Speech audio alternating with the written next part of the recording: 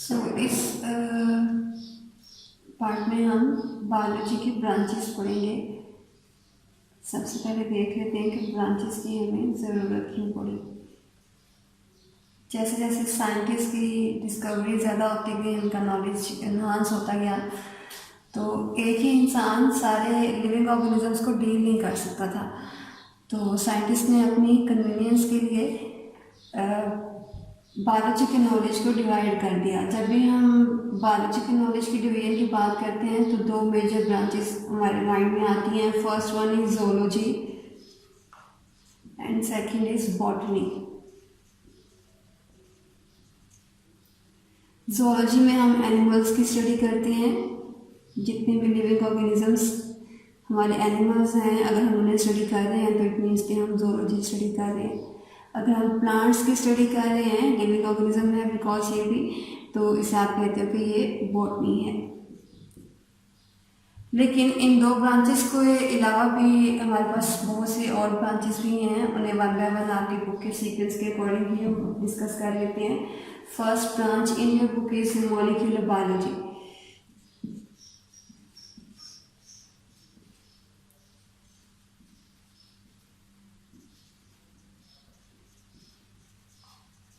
Molecular biology में क्या होता है कि हमने किसी भी लिविंग ऑर्गेनिज्म का, किसी भी ह्यूमंस का स्ट्रक्चर और फंक्शन स्टडी कर रहे हैं।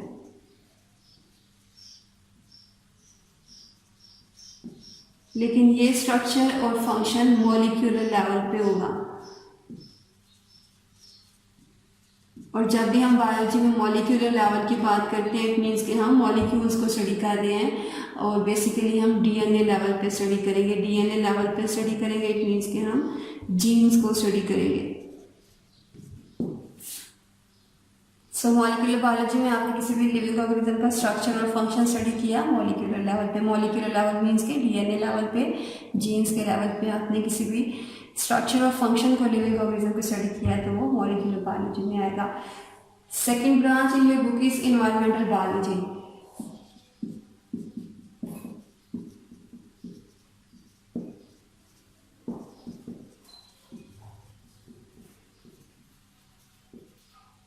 इन्वायरमेंटल बायोलॉजी में आपने क्या करना है कि आपने किसी भी लिविंग ऑर्गेनिज्म का, किसी भी ऑर्गेनिज्म का इंटरैक्शन स्टडी करना है। ऑर्गेनिज्म का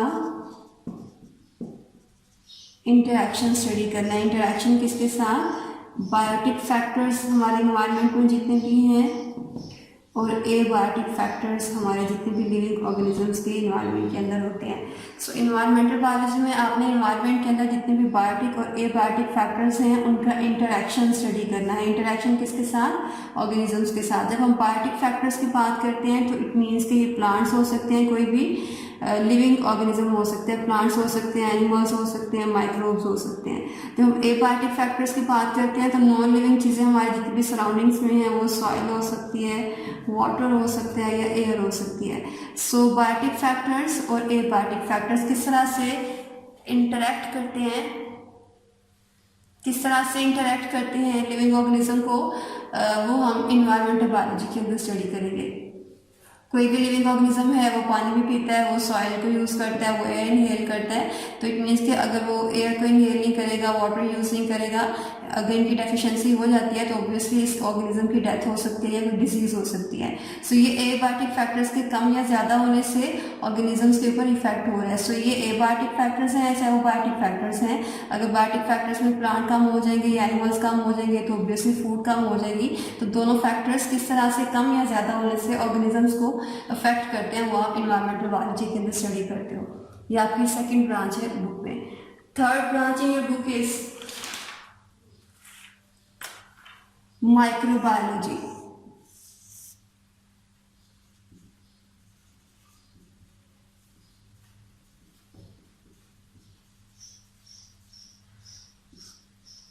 माइक्रोबायोलॉजी में आप माइक्रो ऑर्गेनिजम्स को स्टडी करते हो।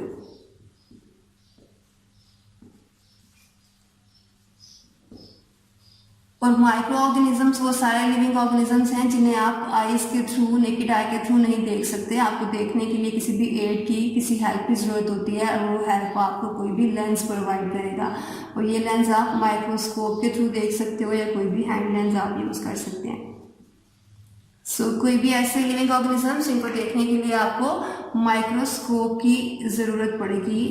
अगर आप लिविंग ऑर्गेनिजम्स में से माइक्रो ऑर्गेनिजम्स को स्टडी कर रहे हो, वो माइक्रोस्कोप के थ्रू ही स्टडी करोगे, तो माइक्रो ऑर्गेनिजम्स की स्टडी को आप बोलोगे कि ये माइक्रोबायोलॉजी है। Fourth branch in your book is fresh water biology.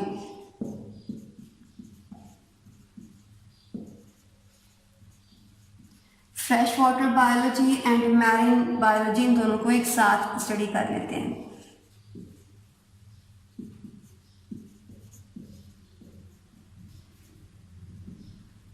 जितने भी हमारे पास वाटर बॉडीज हैं उनमें से कुछ रिवर्स हैं, लेक्स हैं, सी है, ओशन है। इनमें से जो नॉर्मल पीएच वाले या नॉर्मल रेंज जिनकी सॉल्ट की होती है, उनमें लेक्स हैं जो आप घरों में वाटर यूज़ करते हो, लेक्स हैं। इसके अलावा रिवर्स हैं जिनमें सॉल्ट का लेवल कम होता है, वो फ्रेश वाटर में आते हैं। फ्रेश वाटर के अंदर जितने भी लिविंग ऑर्गेनिजम्स हैं, जितनी भी लाइफ इन दोनों के अंदर, इन दोनों वाटर बॉडीज़ के अंदर है, अगर आप उस लाइफ को स्टडी कर रहे हो तो ये आपकी फ्रेश वाटर बायोलॉजी है। मैरीन वाटर वो वाटर है जिसमें सॉल्ट का लेवल ज़्यादा होता है। सॉल्ट का लेवल ज़्यादा किस में होता है? सी में या फिर ओशंस में। सी और ओशंस में अगर आप कोई भी लाइफ स्टडी कर रहे हैं तो आपका मैरीन बायोलॉजी में आएगा। Biology again study of life, दोनों के अंदर marine biology and fresh water biology, लेकिन दोनों के अंदर वाटर बॉडीज वेरी कर रही हैं। फ्रेश वाटर बायोलॉजी में आपने लेक्स और रिवर के अंदर लिविंग ऑर्गेनिजम्स को स्टडी किया, और मैरीन बायोलॉजी में आपने सी एंड ओशंस के अंदर जितनी भी लाइफ है उसको स्टडी करना है। जस्ट दोनों के अंदर सॉल्ट का लेवल वेरी करने की वजह से आपकी दोनों वाटर बॉडीज़ के नेम भी वेरी करते हैं। सी में सॉल्ट का लेवल ज़्यादा है, लेक्स में सॉल्ट का लेवल कम होता है, या आप घरों में यूज़ करते हो, तो दोनों के अंदर लाइफ को स्टडी करना है। इसका fresh water and marine water biology.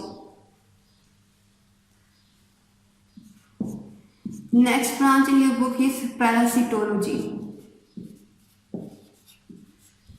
Parasitology में आप पैरासाइट्स को स्टडी करते हो।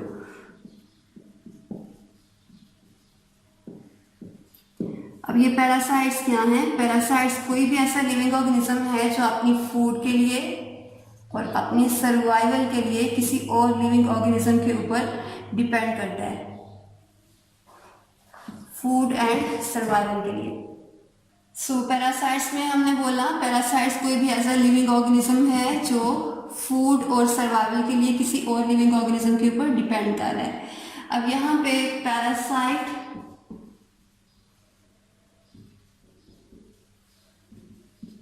और होस्ट, दो लिविंग ऑर्गेनिजम्स हैं आपके पास। जो लिविंग ऑर्गेनिज्म अपनी फूड के लिए या सर्वाइवल के लिए डिपेंड कर रहा है उसे आप पैरासाइट कहते हो, और जिसके ऊपर डिपेंड कर रहा होता है उसे आप होस्ट कहते हो। पैरासाइट डिपेंड कर रहा है और होस्ट के ऊपर डिपेंड कर रहा है। फॉर एग्जांपल यहाँ पे हम मॉस्किटोज की एग्जांपल ले लेते हैं।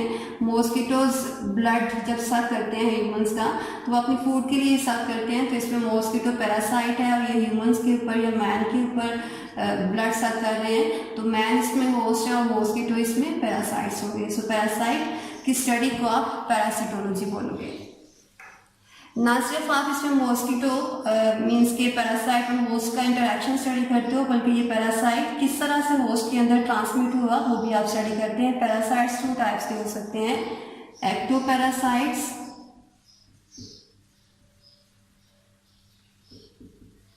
And endoparasite.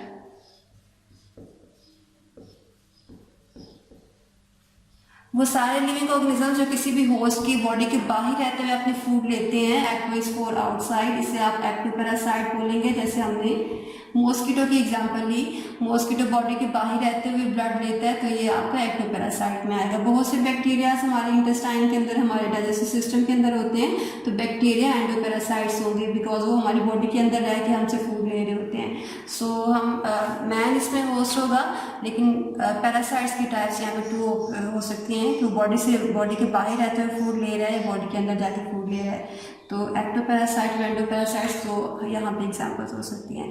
तो इस सारे इंटरेक्शंस को स्टडी करना और किस तरह से ट्रांसमिट हो रहा है, किस तरह से फूड ले रहा है, वो आप पैरासिटोलॉजी के अंदर स्टडी करते हैं।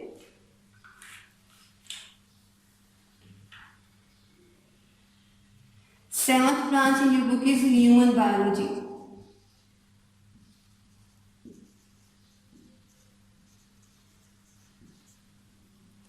ह्यूमन बायोलॉजी आपको नेम से पता चल रहा है कि इसमें आपने किसको स्टडी करना है, ह्यूमंस को या मैन को। So study of man is human biology. जब भी आप मैन को स्टडी करते हैं तो या तो आप उसकी मॉर्फोलॉजी स्टडी कर सकते हो या फिर आप उसकी एनाटॉमी स्टडी कर सकते हैं। मॉर्फोलॉजी मीन्स कि आपको जो करैक्टर्स उसके आइज के थ्रू नज़र आ रहे हैं, आपको डाइसेक्ट नहीं करना पड़ा। तो फॉर एग्जांपल आइज हैं, ईयर है, नोज है, तो जितने भी आपको एक्सटर्नल उसके स्ट्रक्चर्स नज़र आ रहे हैं, एक्सटर्नल स्ट्रक्चर्स के और उनको फंक्शंस को स्टडी करना है, इसका मॉर्फोलॉजी। जितने भी आपको विजिबल उनके स्ट्रक्चर्स नज़र आ रहे हैं। एनाटॉमी के अंदर आप उसके इंटरनल स्ट्रक्चर्स को स्टडी करते हो और उनके फंक्शंस को स्टडी करते हो, जैसे लंग्स हो गया, हार्ट हो गया, इसके अलावा स्टमक हो गया। सो मैन के अंदर आपने उसके एक्सटर्नल और इंटरनल दोनों स्ट्रक्चर्स को स्टडी करना है। इसके अलावा आप उनकी हिस्टोलॉजी स्टडी कर सकते हैं। हिस्टोलॉजी मीन्स कि आपने उनको टिश्यूज़ की स्टडी करनी है। आगे इंशाल्लाह हम इसको डिटेल के साथ भी पढ़ेंगे। अभी जस्ट ये टर्म्स यहाँ पे इंट्रोडक्टरी पर्पज़ के लिए दी हुई है।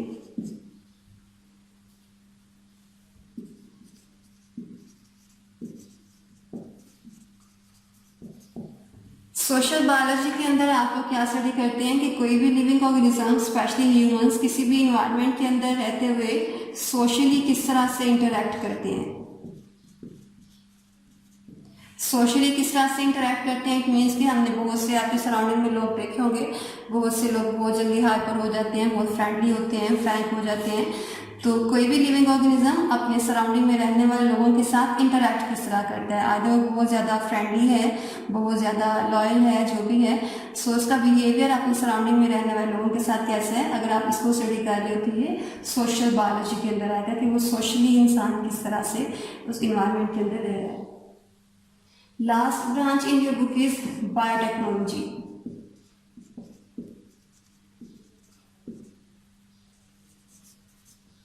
बायोटेक्नोलॉजी के अंदर आपने क्या करना है कि आपने लिविंग ऑर्गेनिजम्स को यूज करना है। यूज किसके लिए करना है, ह्यूमंस के बेनिफिट्स के लिए। मैंने लिविंग ऑर्गेनिज्म लिखा है, मीन्स कि आप प्लांट्स को भी यूज कर सकते हो, आप माइक्रोब्स को भी यूज कर सकते हो, आप एनिमल्स को भी यूज कर सकते हो, लेकिन आपने यूज किसके लिए कर रहे हैं, ह्यूमंस के बेनिफिट्स के लिए। ह्यूमंस के बेनिफिट्स के लिए इट मीन्स कि आप फूड बना सकते हैं, आप मेडिसिन बना सकते हो, कोई भी ऐसी चीज़ जो कि ह्यूमंस को बेनिफिट दे रही है। और वो किस तरह से करती हैं और ये बेनिफिट्स किस तरह से ले रहे हैं और बायोटेक्नोलॉजी में स्टडी करते हैं। इसके लिए एक छोटी सी एग्जांपल ले लेते हैं। फॉर एग्जांपल एक इंसुलिन प्रोटीन हमारी बॉडी के अंदर नेचुरली प्रोड्यूस होती है। बहुत से शुगर पेशेंट्स ऐसे होते हैं जिनके अंदर इंसुलिन की प्रोडक्शन नहीं होती है। इंसुलिन की प्रोडक्शन नहीं हो रही है, इट मीन्स कि उनकी बॉडी के अंदर शुगर का लेवल जो है वो ज़्यादा होता जा रहा है। ये इंसुलिन प्रोटीन हमारी बॉडी में नेचुरली प्रोड्यूस हो रही है और इसका काम क्या है कि हमारी बॉडी में शुगर के लेवल को कम करना। अगर इंसुलिन की प्रोडक्शन नहीं हो रही है, इट मीन्स कि हमारी बॉडी में शुगर का लेवल ज़्यादा होता जाएगा, बिकॉज इसे नेचुरली कम करना था। होम्योस्टेसिस आपने लास्ट लेक्चर में पढ़ा था कि हर एक बॉडी के अंदर, चाहे वो शुगर का लेवल है, चाहे वाटर का लेवल है, चाहे वो टेम्परेचर है, उसे मेंटेन करना होता है। सो शुगर के होम्योस्टेसिस को मेंटेन करने के लिए इंसुलिन ने अपना रोल प्ले करना है। अगर ये इंसुलिन प्रोड्यूस नहीं हो रही है तो शुगर का लेवल हाई हो रहा है। सो इन पेशेंट्स के शुगर के लेवल को कम करवाने के लिए हमें इंसुलिन की ज़रूरत है। इस इंसुलिन को प्रोड्यूस करवाने के लिए हम बैक्टीरियाज का यूज़ करते हैं। ये पार्ट 2 में आप डिटेल के साथ सारा प्रोसीजर पढ़ोगे ये किस तरह से करते हैं, लेकिन ये इंसुलिन को हमने बैक्टीरियाज के थ्रू इसका नंबर इंक्रीज करवाया, मेडिसिन प्रोड्यूस की उन पेशेंट्स को दी जिनके अंदर शुगर का लेवल कम था और वहाँ पर जाकर उन्होंने शुगर का लेवल या होम्योस्टेसिस मेंटेन किया। सो ये किस तरह से करते हैं हम पार्ट 2 में पढ़ेंगे, लेकिन हमने ह्यूमंस के बेनिफिट्स के लिए मेडिसिन प्रोड्यूस करने के लिए बैक्टीरिया को यूज़ किया है। बैक्टीरिया माइक्रो ऑर्गेनिज्म है, इट मीन्स कि हमने लिविंग ऑर्गेनिजम्स को यूज़ किया है ह्यूमंस के बेनिफिट के लिए, फूड है या मेडिसिन है, तो ये आप बायोटेक्नोलॉजी के अंदर स्टडी करते हो। सो ये ब्रांचेस हैं आपकी पार्ट 1 की फर्स्ट लेक्चर।